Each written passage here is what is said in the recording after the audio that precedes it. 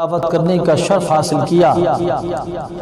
اللہ رب العزت نے اس آیت کریمہ میں فرمایا یا ایھا الذین آمنوا قوا انفسکم واہلیکم نارا وقودھا الناس والحجارہ، اے ایمان والو اپنی جانوں اور اپنے گھر والوں کو اس آگ سے بچاؤ جس کے ایندھن آدمی اور پتھر ہیں۔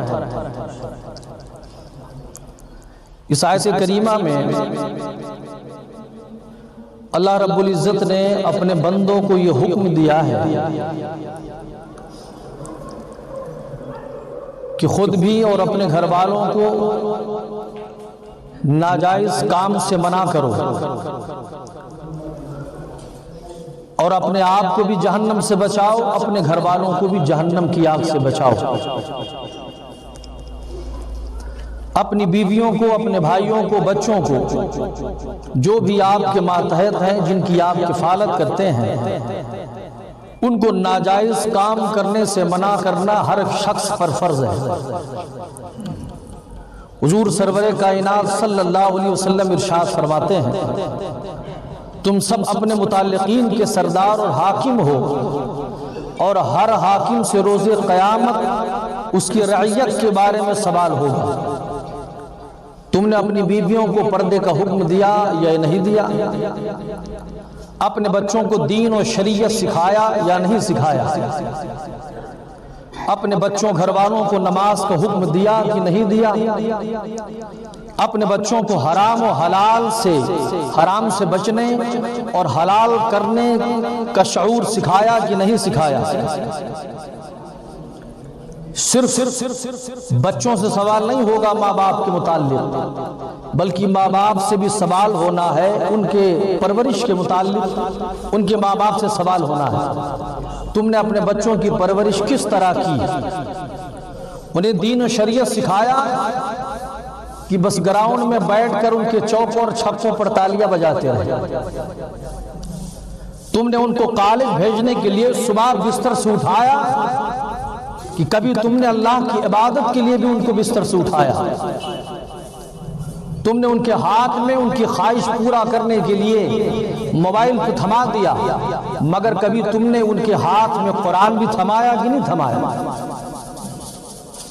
وہ فرمایا قیامت کے میدان میں سب سے سخت عذاب اس شخص کو ہوگا جو اپنے گھر والوں سے بے خبر رہتا ہے اور ان پہ توجہ نہیں دیتا ہے کہ وہ کیا کر رہے ہیں، حرام کر رہے ہیں یا حلال کر رہے ہیں، نماز کے پابند ہیں کہ نماز سے بے رغبتی کا اظہار کر رہے ہیں۔ اس لیے ضروری ہے کہ ہم خود کریں اور اپنے گھر والوں کو کرنے کا حکم دیں۔ اس لیے فرمایا سب سے اچھا وہ آدمی ہے کہ جو خود بھی پابند ہو، اپنے گھر والوں کو پابندی کا حکم دے۔ حضور تاجدار مدینہ نے فرمایا کہ دین کی تبلیغ سب سے پہلے اپنے گھر سے شروع کرنا چاہیے۔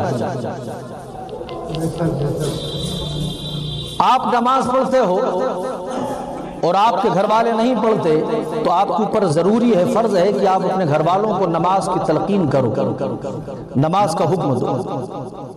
آپ پردے کو بولتے ہو، آپ کی بیوی خود پردہ نہیں کرتی، بے پردہ ادھر ادھر گھومتی پھرتی ہے اور آپ اسے منع بھی نہیں کرتے تو یہ شریعت میں فرمایا کہ وہ شخص دیوس ہے، اور دیوسیت کی بنیاد پر اس پر بھی اللہ کی لعنت، اس کے پورے گھر والوں پر اللہ کی لعنت برستی ہے۔ اس لیے انہیں بھی پردے کا حکم دیں۔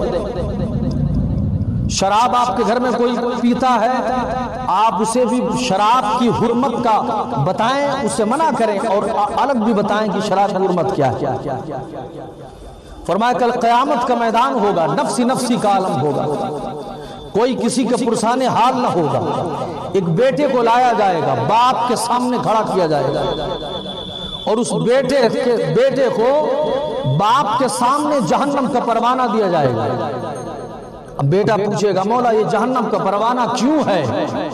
تو اللہ فرمائے گا تو دنیا میں نماز نہیں پڑھتا تھا، اس لیے تیرے ہاتھ میں جہنم کا پروانہ ہے۔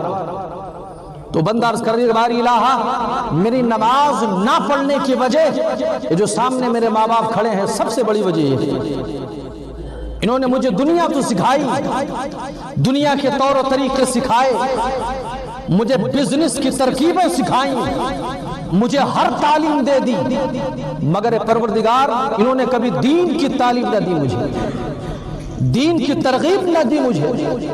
الہی جتنے گنہگار ہم ہیں اور اس گناہ کی ابتدا میں جو سب سے اہم بھومکا ہے میرے ماں باپ کی، اللہ اللہ، تو حدیث پاک میں آتا ہے وہ بچے کہیں گے اپنے ماں باپ سے کہ بابا حضور کاش کہ آپ نے مجھے دنیا میں نماز کی تاکید کی ہوتی، کاش جس طرح تو نے مجھے صبح صبح بستر سے اٹھا کر جھنجھوڑ کر اور تیار کر کے اسکول بھیجتا تھا، اسی طرح تھوڑا پہلے نماز فجر کے لیے مجھے جگا دیا ہوتا، جس طرح تو مجھے پیسے کمانے کی ترکیبیں بتاتا رہا، کاش مجھے نیکیاں کمانے کی ترکیبیں بتاتا، اللہ اللہ، جس طرح تو نے دنیا کی محبت سکھائی مجھے، اس طرح اگر تو نے مصطفیٰ کا عشق سکھایا ہوتا، حضور کی شریعت سکھائی ہوتی، تو نے دنیا صرف سکھائی، جبکہ اللہ نے فرمایا دعا مانگ ربنا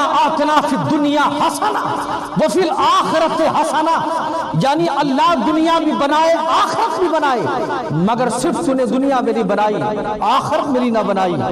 اگر تو نے مجھے مصطفیٰ جان رحمت کی سنت کا خوگر بنایا ہوتا تو آج میں جہنم کا ایندھن نہ بنتا، آج اللہ یہ نہ فرماتا وَامْتَازُوا الْيَوْمَ أَيُّهَا الْمُجْرِمُونَ، بلکہ اللہ فرماتا فَادْخُلِي فِي عِبَادِي وَادْخُلِي جَنَّتِي، میرے بندے دنیا میں تو مجھے سجدے میں رو رو کر یاد کرتا رہا، میری رحمت کا انتظار کرتا رہا، دیکھ آج میری جنت تیرا انتظار کر رہی ہے۔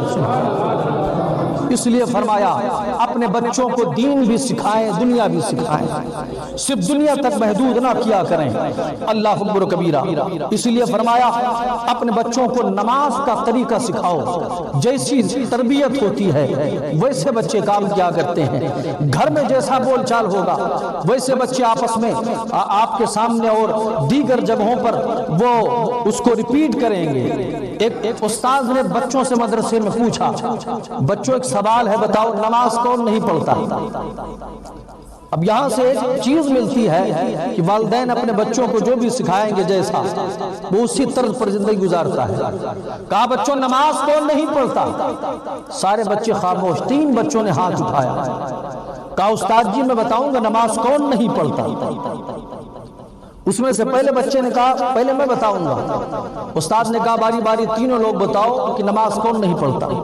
پہلا بچہ کھڑا ہوا، کہا استاد جی جو نماز کو نہیں جانتا وہ نماز نہیں پڑھتا۔ بات اس نے سچی کہی۔ کچھ لوگ صرف نام کے مسلمان ہوتے ہیں، جنہیں یہ بھی نہیں پتا فجر ظہر عصر مغرب عشاء کیا ہے، جس کا پورا گھر چھوٹے سے بڑے تک سورج نکلنے تک سوئے گا، اس بدبخت کو کیا پتا کہ فجر کیا ہوتی ہے؟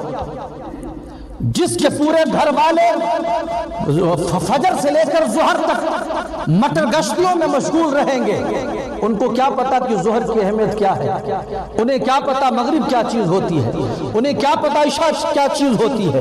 اللہ اللہ۔ دوسرے بچے نے ہاتھ کھڑا کیا اور کہا استاد جی جو مر جاتا ہے وہ نماز نہیں پڑھتا، جو مر جاتا ہے وہ نماز نہیں پڑھتا۔ تیسرے بچے نے کہا استاد جی جو کافر ہوتا ہے وہ نماز نہیں پڑھتا۔ اس نے حضور تاجدار مدینہ کی حدیث بیان کر دی۔ آقا نے فرمایا ہمارے اور کافروں کے درمیان یہی فرق ہے کہ مومن نماز پڑھتا ہے، کافر نماز نہیں پڑھتا۔ اب آپ ایمان سے بتائیں آپ کیا سمجھ کے نماز نہیں پڑھتے؟ آپ مردہ ہو اس لیے نماز نہیں پڑھتے؟ آپ نماز ہی نہیں جانتے اس لیے نہیں پڑھتے کہ آپ کافر ہو معاذ اللہ، اس لیے نماز نہیں پڑھتے؟ یہ بہت کڑی بات ہے، بہت عظیم بات ہے، اگر سمجھنے والے سمجھ جائیں۔ اس لیے یہ تربیت ہے بچوں کی۔ اس لیے فرمایا کہ جب بچہ پیدا ہوتا ہے تو حکم یہ ہے پہلے اس کے کان میں آواز دی جائے، اذان دی جائے، اذان، تاکہ اذان اس کے کان سے ہوتے ہوئے ان کی دل کی ڈائری پر نقش ہو جائے۔ پہلا حرف، پہلا لفظ جو وہ سنے وہ اللہ اس کے رسول کا سنے۔ لیکن پھر ہماری تربیت اتنی خراب ہو گئی، ہم نے اپنے بچے کے کان میں اذان کہی، دل کی ڈائری پر اللہ اس کے رسول کا نام لکھ دیا، اس کے بعد میں تربیت ہماری اتنی خراب ہوتی ہے کہ ہم اس نام کو دھیرے دھیرے دھومل کرنا شروع کر دیتے ہیں۔ بچے کے دل کی تختی سفید ہے اور کوری ہے، ہم نے اس پر لکھنا شروع کر دیا۔ ماں باپ گالی دے رہے ہیں، بچہ اپنے دل کی تختی پر نوٹ کر رہا ہے۔ ماں باپ جھوٹ بول رہے ہیں، بچہ اپنے دل کی تختی پر نوٹ کر رہا ہے۔ ماں باپ جھگڑ رہے ہیں، بچہ اپنے دل کی تختی پر نوٹ کر رہا ہے۔ ماں باپ صبح فجر کے بعد اور 8 بجے تک سوتے رہے، بچہ اپنے دل کی ڈائری پر نوٹ کرتا رہا۔ پھر وہی بچہ جب جوان ہوتا ہے تو وہ کدھر بھاگتا ہے؟ کنجروں کی طرف بھاگتا ہے، کنجریوں کی طرف بھاگتا ہے، ناچ گانوں کی طرف بھاگتا ہے، بے ہودگی کی طرف بھاگتا ہے۔ پھر ایسا بزدل ہو جاتا ہے کہ فرمایا گیا ہے ایک پان پر ایمان بیچتا ہوا نظر آتا ہے، ایک پڑیا پر ایمان بیچتا ہوا نظر آتا ہے، بریانی کی پلیٹ پر ایمان بیچتا ہوا نظر آتا ہے۔ حد تو یہ ہو گئی الیکشن کا ٹائم آتا ہے تو پارٹیاں بدل کر ایمان کو بیچتا ہوا نظر آتا ہے۔ لیکن دوسرا رخ جب ہم نے دیکھا، وہ ماں باپ جو صبح اٹھتے ہیں اور سر سجدے میں رکھ کر اللہ کو یاد کرتے ہیں، بچہ اپنے دل کی ڈائری پر نوٹ کر رہا ہے، ماں مصطفیٰ کی نعت پڑھ رہی ہے، بچہ دل کی ڈائری پر نوٹ کر رہا ہے، باپ قرآن پڑھ رہا ہے، بچہ دل کی ڈائری پر نوٹ کر رہا ہے، باپ اللہ اس کے رسول کا ذکر کر رہا ہے، بچہ دل کی ڈائری پر نوٹ کر رہا ہے۔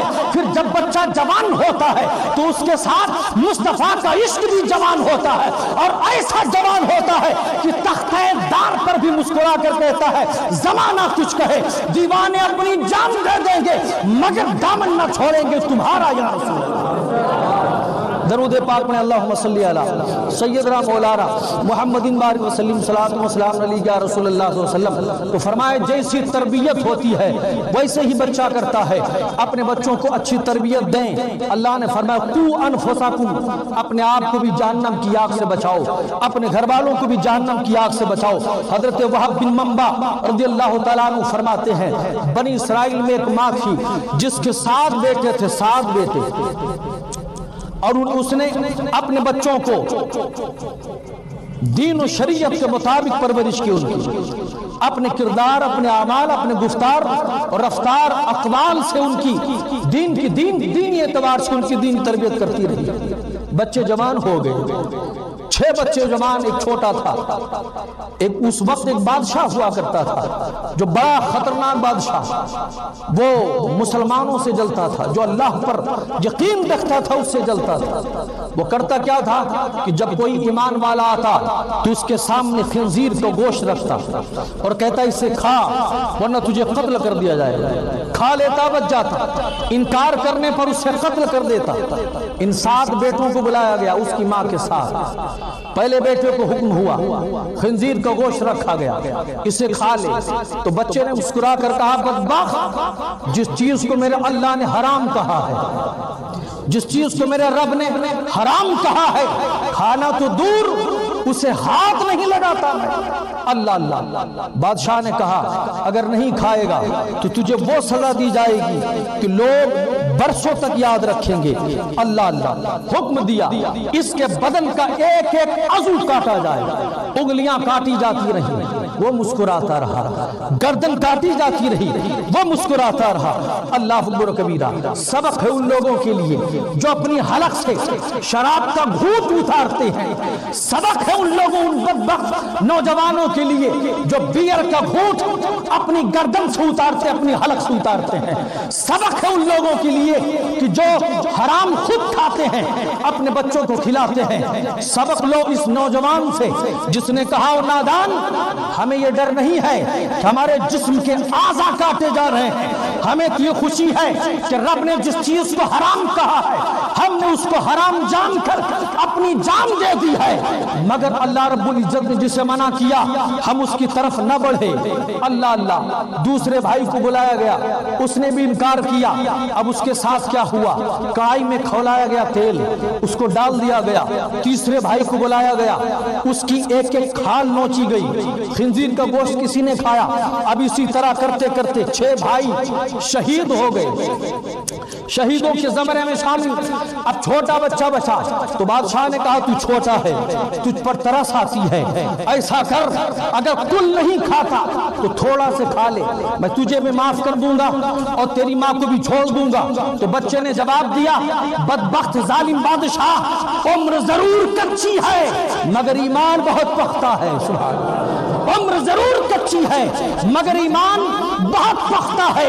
मेरी माँ ने बचपन में घुट्टी में अल्लाह की वो मोहब्बत का जाम पिलाया है कि बदबख्त तू बादशाह होकर मेरी जान तो ले सकता है मगर अल्लाह की इज्जत की कसम मेरा ईमान नहीं ले सकता, मेरा ईमान नहीं ले सकता है।